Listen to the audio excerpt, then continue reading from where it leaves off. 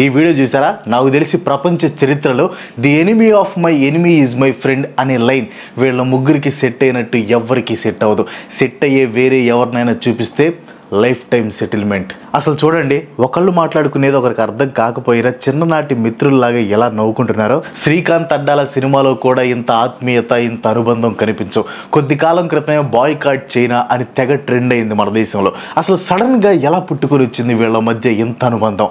Russia సంగతి పక్కన పెడదాం, చైనా అంటే చిరాకు పడేది ఇండియా. అలాంటి చైనా ప్రెసిడెంట్తో కలిసి మన మోదీ గారు చిరునవ్వులు చిందిస్తున్నారు. చైనా చేసిన పనులు, ద్రోహాలు ఇండియా మర్చిపోయిందా? సడన్గా ఇండియా చైనాని నమ్మడానికి కారణం ఏంటి? ఒకప్పుడు చైనాని నమ్మి మోసపోయి ఇండియాకి నష్టం తీసుకుని వచ్చారని నెహ్రూ గారిని ఎప్పటికీ కూడా నిందిస్తూ ఉంటారు కొంతమంది. మరి మోదీ గారు కూడా అదే మిస్టేక్ని రిపీట్ చేస్తున్నారా? గుంటనక్క చైనా మన పెట్ డాగ్ అవుతుందా? ఇంకా చాలా క్వశ్చన్స్ ఆన్సర్ ఈ రోజు వీడియోలో మనం తెలుసుకుందాం. ప్రధానమంత్రి శ్రీ నరేంద్ర మోదీ గారు టాంజిన్లో జరిగిన 25th meeting of the council of heads of state of the Shanghai Corporation Organization SCOలో పాల్గొన్నారు. ఆగస్టు 31 నుంచి సెప్టెంబర్ 1 వరకు ఈ సమ్మిట్లో SCO డెవలప్మెంట్ స్ట్రాటజీ గురించి, గ్లోబల్ గవర్నెన్స్ లో రావాల్సిన రిఫార్మ్స్ గురించి డిస్కస్ చేయడంతో పాటు terrorism, peace, security, economic and financial cooperation గురించి కూడా వరల్డ్ లీడర్స్ డిస్కస్ చేశారు. ఈ సమ్మిట్ లో మాట్లాడిన PM మోదీ గారు ఇండియా సెక్యూరిటీ, కనెక్టివిటీ, ఆపర్చునిటీ అనే 3 పిల్లర్స్ ని బేస్ చేసుకుని ముందుకు వెళ్తుంది అని చెప్పారు. మిగతా మెంబర్స్ కంట్రీస్ అన్ని కూడా ఉగ్రవాదాన్ని ఫైట్ చేయాలి అని ఆయన పిలుపునిచ్చారనమాట. లాస్ట్ లో మోదీ గారు చైనా ప్రెసిడెంట్ జీ జింగ్పింగ్ అందించిన హాస్పిటాలిటీకి ధన్యవాదాలు చెప్పి సమ్మిట్ సక్సెస్ అయినందుకు కంగ్రాచులేషన్స్ కూడా చెప్పారు. లాస్ట్లో SCO మెంబర్స్ అందరూ టాంజిన్ డిక్లరేషన్ని సైన్ చేశారు. ఈ డిక్లరేషన్ గురించి మనం వీడియోలో ముందు మాట్లాడుకుందాం. సో ఇది మోదీ గారి చైనా పర్యటన సారాంశం. ఒక 2-3 మంత్స్ బ్యాక్ ఎవరైనా వచ్చి మోదీ గారు చైనా వెళ్ళి చైనా ప్రెసిడెంట్కి థ్యాంక్స్ చెప్పి కంగ్రాచులేషన్స్ చెప్తారు అని మనతో అంటే వాడిని మనం అందరం పిచ్చోళ్ళలాగా చూసేవాళ్ళం. కోవిడ్ వ్యాక్సిన్ ఏదో దెబ్బ కొట్టి ఏది పడితే అది మాట్లాడుతున్నాళ్లే అని అనుకునేవాళ్ళం. ఇంకా చెప్పాలంటే యాంటీ ఇండియన్ అనేవాళ్ళు. కానీ దిస్ ఈజ్ జియో పాలిటిక్స్. ఇక్కడ శాశ్వత మిత్రులు, శాశ్వత శత్రువులు ఉండరు అని ప్రూవ్ అయింది. కానీ ఎందుకని ఇండియా ఇప్పుడు సడన్గా చైనాతో చేతులు కలుపుతుంది? మొన్నటిదాకా చైనా అంటేనే మనకి నల్లులు, జెర్రులు పాకేవి. అఫ్ కోర్స్ వాళ్ళు తినేవి కూడా అవే అనుకోండి, అది వేరే విషయం. ఈ ట్రిమెండస్ మార్పు వెనక ఉన్న కారణాలు ఏంటో చూద్దాం. మొట్టమొదటి కారణం డొనాల్డ్ ట్రంప్. 2024లో ట్రంప్ అధికారంలోకి రాగానే అమెరికా వాళ్ళకంటే ఇండియన్స్ ఎక్కువగా సంతోషపడిపోయారు. కొంతమంది అయితే ట్రంప్ విజయం కోసం పూజలు కూడా చేశారు. ట్రంప్కి గుడిగట్టిన విషయం అయితే సపరేట్గా చెప్పాల్సిన పని లేదు. Trump is India's friend, Modi's friend అని అందరూ అనుకున్నారు. మనలో చాలా మంది గ్రాడ్యుయేట్స్, ప్రత్యేకంగా non CSE, non IT degree వాళ్ళు టెక్ జాబ్స్ కొట్టడం కష్టం అనుకుంటారు. కానీ అది నిజం కాదు. అప్డేటెడ్ మరియు ఇండస్ట్రీ రెడీ స్కిల్స్ ఉంటే ఎవరైనా IT సెక్టర్లో జాబ్స్ కొట్టొచ్చు. డిగ్రీ అనేది సమస్య కాదు, మీరు స్కిల్స్ డెవలప్ చేసుకోవాలి. మార్కెట్లో డిమాండ్ ఉన్న స్కిల్స్ చాలా ఉన్నాయి. వాటిల్లో డేటా సైన్స్ కూడా ఒకటి. ప్రెసెంట్ డేటా సైన్స్ అనేది బూమింగ్ టెక్నాలజీ అండ్ మంచి డిమాండ్ ఉన్న జాబ్ స్కిల్ కూడా. ఇన్ కేస్ మీరు కూడా మీ కెరియర్ని డేటా సైన్స్లో బిల్డ్ చేద్దాం అనుకుంటే మీకు ఓడిన్ స్కూల్ వారి డేటా సైన్స్ ఇలైట్ కోర్స్ని సజెస్ట్ చేస్తాను. ఇది India's only data science program backed by 5 leading companies like Swiggy, Prolifics, Nuvo retail, Fourshare, Intellimark AI. ఇది premium batch with limited seats అనమాట. బెస్ట్ పార్ట్ ఏంటంటే మీరు 10+ రిక్రూట్మెంట్ డ్రైవ్స్లో పార్టిసిపేట్ చేయొచ్చు. సో మీకు ప్లేస్ అయ్యే ఛాన్స్ అనేది ఎక్కువ ఉంటుంది. హ్యాండ్స్ ఆన్ బేస్డ్ ప్రాజెక్ట్స్ ఉంటాయి. కంప్లీట్ కెరియర్ సపోర్ట్ కూడా ఇస్తారు. ఈ ఫీల్డ్లో డీప్ నాలెడ్జ్ ఉన్న వాళ్ళు మీకు ఈ కోర్స్ నేర్పిస్తారనమాట. ఆల్రెడీ దీన్ని క్రాక్ చేసిన వాళ్ళ ద్వారా మీకు మెంటర్షిప్ కూడా లభిస్తుంది. చాలా సక్సెస్ స్టోరీస్ కూడా మీరు ఇక్కడ చూడొచ్చు. Like career transition, biology to data science, salary hike, career gap, career upgrade, ఇలాంటి సక్సెస్ స్టోరీస్ మీరు ఇక్కడ చూడొచ్చు. దీంట్లో డెడికేటెడ్ జాబ్ అప్లికేషన్ పోర్టల్ ఉంటుంది. మాక్ ఇంటర్వ్యూస్ ఉంటాయి. స్క్రీన్ మీద కనిపిస్తున్న మాడ్యూల్స్తో పాటు ఈ బోనస్ మాడ్యూల్స్ కూడా మీరు ఈ కోర్సులో నేర్చుకోవచ్చు. అండ్ స్క్రీన్ మీద కనిపిస్తున్న టూల్స్ కూడా. Data science elite course complete చేశాక మీకు ఓడిన్ స్కూల్ తరపు నుంచి సర్టిఫికేట్ కూడా వస్తుంది. నెక్స్ట్ బ్యాచ్ వచ్చేసి సెప్టెంబర్ 27న స్టార్ట్ అవుతుంది అనమాట. ఇంట్రెస్ట్ ఉన్న వాళ్ళు ఈ ఫామ్ని ఫిల్ చేసేయండి, వాళ్ళే మీకు కాల్ చేస్తారు. దీనికి సంబంధించిన డీటెయిల్స్ నేను కింద డిస్క్రిప్షన్లో పిన్ చేసిన కామెంట్స్లో ఇచ్చాను, ఖచ్చితంగా చెక్ చేయండి. Now get back to the video. ముందు నుంచి ట్రంప్ చెప్తూనే ఉన్నాడు ట్రంప్ 2.0 డిఫరెంట్గా ఉండబోతుందని. డిఫరెంట్గా ఉంటుంది అనుకున్నాం, కానీ ట్రంప్ ఇండియాని బుల్లీ చేస్తాడని ఎవ్వరూ అనుకోలేదు. ట్రంప్ ఇండియాని ఒక డెవలపింగ్ పవర్గా కాకుండా ఏదో ఒక థర్డ్ వరల్డ్ కంట్రీగా ట్రీట్ చేయడం మొదలుపెట్టాడు. మొదలుపెట్టాడు. యుక్రెయిన్ రష్యా వార్ స్టార్ట్ అయ్యి దాదాపు 4 ఏళ్ళు అవుతుంది. వార్ స్టార్ట్ అయినప్పుడు అమెరికాకి జో బైడెన్ ప్రెసిడెంట్గా ఉన్నాడు అనమాట. వార్ కారణంగా వెస్ట్రన్ కంట్రీస్ అయిన ఫ్రాన్స్, యూకే, అమెరికా, రష్యా మీద శాంక్షన్స్ వేశాయి. లేటెస్ట్గా జనవరి 20, 2025న ట్రంప్ యుఎస్ ప్రెసిడెంట్ అయ్యాక అన్ని దేశాల ఇంపోర్ట్స్ అండ్ ఎక్స్పోర్ట్స్ మీద విపరీతంగా టారిఫ్స్ వేస్తున్న సంగతి మనందరికీ తెలుసు. రష్యా యుక్రెయిన్ వార్ స్టార్ట్ అయినప్పటి నుంచి ఇండియా రష్యా నుంచి ఆయిల్ అండ్ వెపన్స్ని పర్చేస్ చేస్తుంది. ఈ పర్చేస్ ఇండియా ఓపెన్గా చేస్తుంది. కానీ ట్రంప్ మాత్రం ఇండియా ఏదో దొంగతనంగా రష్యా నుంచి ఆయిల్ పర్చేస్ చేస్తున్నట్లు ఎలిగేషన్స్ వేశాడు. దాని తర్వాత అమెరికా ఫస్ట్ అని చెప్పి ఇండియా మీద 25% టారిఫ్స్ విధించాడు. ఆ తర్వాత ఇండియా రష్యా దగ్గర ఆయిల్ పర్చేస్ చేస్తుందనే కారణంతో టారిఫ్స్ని 50%కి పెంచాడు. ట్రంప్ ఏమంటున్నాడంటే ఇండియా రష్యాకి సపోర్ట్గా ఆయిల్ పర్చేస్ చేసి ఇండైరెక్ట్గా యుక్రెయిన్ వార్ ప్రొలాంగ్ అవడానికి రీజన్ అవుతుందంట. ఇది మాత్రం పిచ్చి పీక్స్ అనే చెప్పాలి. ఇప్పటి వరకు రష్యా యుక్రెయిన్ వార్లో యుక్రెయిన్కి ఫండింగ్ ఇస్తుంది ఏ కంట్రీస్ అనేది ప్రపంచం మొత్తానికి తెలుసు. ఇండియా రష్యాకి ఫ్రెండ్ అయినా సరే వార్ మీద న్యూట్రల్ స్టాండ్తో ఉంది. పీస్ కోసం టాక్స్ జరిగితే తాము తప్పకుండా పార్టిసిపేట్ చేస్తామని మోదీ గారు ఫస్ట్ నుంచి చెప్తున్నారు. ఇంకా గట్టిగా చెప్పాలంటే పుతిన్ వార్ని ఆపేయాలనుకుంటే ఆ విషయాన్ని ట్రంప్ కంటే ఫస్ట్ చైనాతో, నెక్స్ట్ మోదీ గారితో షేర్ చేసుకునే ఛాన్సెస్ చాలా ఎక్కువ ఉన్నాయి. ట్రంప్ని పుతిన్ పెద్ద కేర్ కూడా చేయడనమాట. రీసెంట్గా ఆగస్ట్ 19న అలాస్కా మీటింగ్లో పుతిన్ ట్రంప్ ఏం మాట్లాడుకున్నారో కూడా పుతిన్ మోదీ గారికి కాల్ చేసి చెప్పాడని మోదీ గారు ట్వీట్ కూడా చేశారు. అయితే ట్రంప్ ఇండియా మీద విషం కక్కడానికి రష్యాతో మనం చేసుకునే ఆయిల్ డీల్ ఒకటే కారణం కాదు. దీని వెనక ఇంకో మెయిన్ కారణం కూడా ఉంది. అదే ఇండియన్ అగ్రికల్చర్ సెక్టర్. మన ఎకానమీకి బ్యాక్ బోన్ అగ్రికల్చర్. అండ్ ఇండియాలో almost 50% of Indian work force agriculture మీదే డిపెండ్ అయి ఉంటుంది. అయినా కూడా మన ఫార్మర్స్కి న్యాయంగా రావాల్సిన రాబడి రావట్లేదు. మన అగ్రికల్చర్ సెక్టర్ మనకి ఇంపార్టెంట్ కాబట్టి ఇండియా అమెరికన్ అగ్రికల్చర్ గూడ్స్ మీద 60 to 100% టారిఫ్స్ విధిస్తుంది. కానీ ట్రంప్కి మన అగ్రికల్చర్ సెక్టర్ మీద ఆశ ఎక్కువ.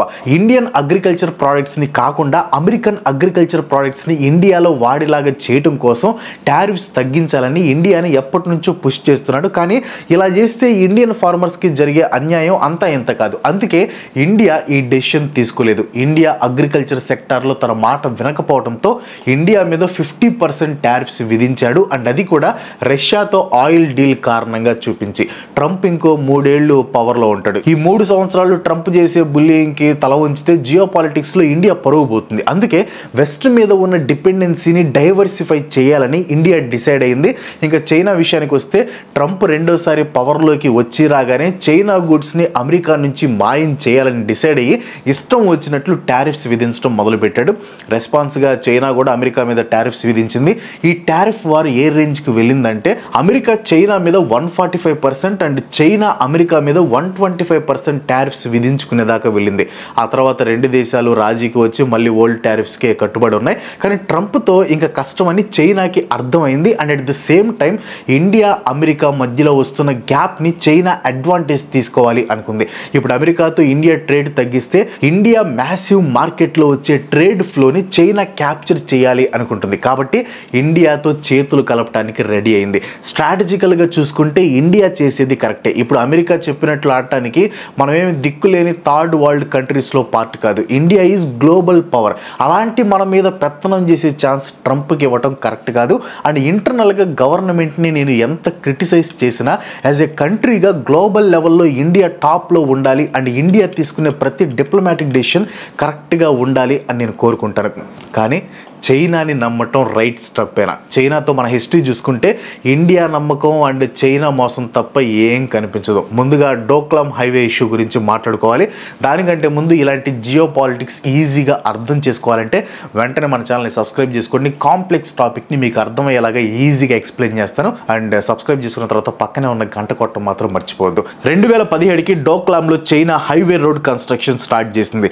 ఈ డోక్లాం ప్లాట్యూ అనేది ఇండియా, భూటాన్, చైనాకి ఒక ట్రై జంక్షన్. అండ్ ఈ పార్ట్లో అధిక శాతం భూటాన్ కంట్రోల్లో ఉంటుంది. చైనా మాత్రం ఆ పార్ట్ మాదే అని చెప్పుకుంటూ ఉంటుంది. జూన్ 2017లో చైనా డోక్లాంకి సౌత్లో భూటాన్ ఆర్మీ పోస్ట్ వైపు రోడ్ కన్స్ట్రక్షన్ మొదలుపెట్టింది. చైనా అగ్రిమెంట్స్ని వైలేట్ చేస్తుందని భూటాన్ ప్రొటెస్ట్ చేస్తుంది. భూటాన్ రిక్వెస్ట్ చేయడంతో ఇండియా రంగంలోకి దిగింది. యాక్చువల్గా ఇండియాకి కూడా ఆ టెరిటరీ చాలా ఇంపార్టెంట్. చైనా హైవే కట్టాలి అనుకున్న ప్లేస్ సిలిగురి కారిడార్కి బాగా క్లోజ్గా ఉంటుంది. ఈ సిలిగురి కారిడార్ని చైనీస్ నెక్ అంటారనమాట. ఇండియన్ నార్త్ ఈస్టర్న్ రీజన్ని మిగతా ఇండియాతో కలిపేది ఈ సిలిగురి కారిడారే. దీన్ని కానీ సొంతం చేసుకుంటే నార్త్ ఈస్ట్ ఇండియా మీద చైనా కంట్రోల్ తీసుకుంటుంది. చైనా హైవే రోడ్డు కట్టడం వెనక ఉన్న ప్లాన్ కూడా ఇదే. చైనా ప్లాన్కి ఇండియా అడ్డుపట్టడంతో 73 రోజుల పాటు ఇండియా ఇంకా చైనీస్ ఆర్మీ ఫేస్ ఆఫ్ జరిగింది. కాల్పులు జరపకపోయినా టెన్షన్స్ మాత్రం హై లెవెల్కి చేరుకున్నాయి. ఫైనల్గా ఆగస్టు 28, 2017 రెండు దేశాలు రాజీకి వచ్చాయి. కానీ చైనా మాత్రం ఇప్పటికీ డోక్లాంలో రోడ్లు విలేజ్లు కడుతూ మిలిటరీ ఫెసిలిటీస్ని ఎక్స్పాండ్ చేస్తుంది. ఇండియా సిలిగురి కారిడార్లో డిఫెన్సెస్ని టైట్ చేసి భూటాన్తో రిలేషన్షిప్ని స్ట్రాంగ్ చేసుకుంది. ఇంకా నెక్స్ట్ వచ్చేసి గాల్వాన్ వ్యాలీ. 15 జూన్ 2020 రోజున చైనా చేసిన పనిని ఏ ఇండియన్ కూడా మర్చిపోడు. చైనీస్ సోల్జర్స్ గాల్వాన్ వ్యాలీ దగ్గర ఉన్న మన బార్డర్ని క్రాస్ చేసి కలోనియల్ సంతోష్ బాబుతో పాటు 20 మంది ఇండియన్ సోల్జర్స్ని బలి తీసుకున్నారు. దీనికి బదులుగా ఇండియన్ సోల్జర్స్ 40 మంది చైనీస్ సోల్జర్స్ని అంతం చేశారు. కానీ చైనా మాత్రం తమ సోల్జర్స్లో చనిపోయింది కేవలం 4 మెంబర్సే అంటూ ఫేక్ న్యూస్ స్ప్రెడ్ చేసి గెలుపు మాదే అంటూ ఇండియాని రెచ్చగొట్టింది.